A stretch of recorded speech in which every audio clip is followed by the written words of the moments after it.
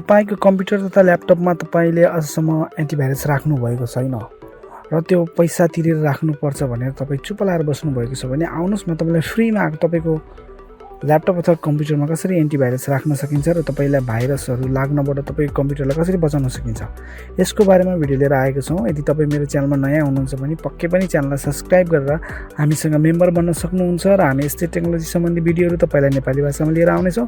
अनि तपाईलाई laptop computer जस्ता टेक्नोलोजी सम्बन्धी केही प्रब्लम्सहरु पनि फेस गर्नु परेको छ भने हामीलाई कमेन्टमा कमेन्ट गर्नु होला, हामी तपाईको सोलुसनको भिडियो लिएर आउने नै छौं।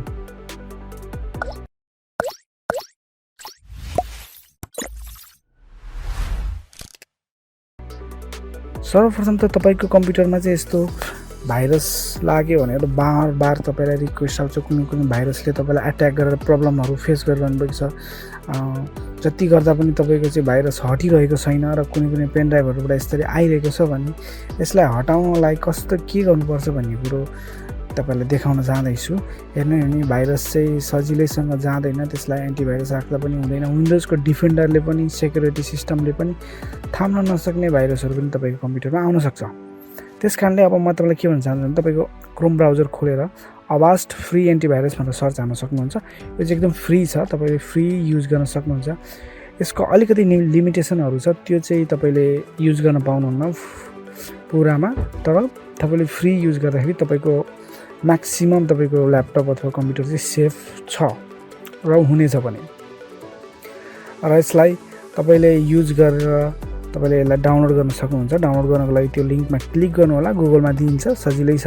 र डाउनलोड फर दिस पीसी भनेर क्लिक गर्न सक्नुहुन्छ र एउटा एप्लिकेसन avast एप्लिकेसन चाहिँ तपाईको कम्प्युटरमा डाउनलोड हुन्छ र सेभ भएर बस्छ। त्यसलाई तपाईले ओपन गर्न अथवा रन गर्न सक्नुहुन्छ। रन गरेपछि मैले चाहिँ यसमा चाहिँ मेरो चाहिँ डाउनलोड भइसकेको छ, म तपाईलाई चेक गर्छु। चेक गरेर म तपाईलाई देखाउँछु। यो रन भयो।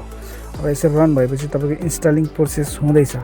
इन्स्टलिङ प्रोसेस हुन्छ, केही समय लिन्छ। त्यसपछि तपाईको चाहिँ पुरा एन्टिभाइरस इन्स्टल हुन्छ कम्प्लिटली इन्स्टल भएपछि तपाईले अब फुल भर्जनमा नजानुस्, फ्री भर्जन नै तपाई युज गर्न सक्नुहुन्छ। त्यसमा कुनै प्रब्लम छैन, तपाईको कम्प्युटर म्याक्सिमम सेभ भएर बस्नेछ।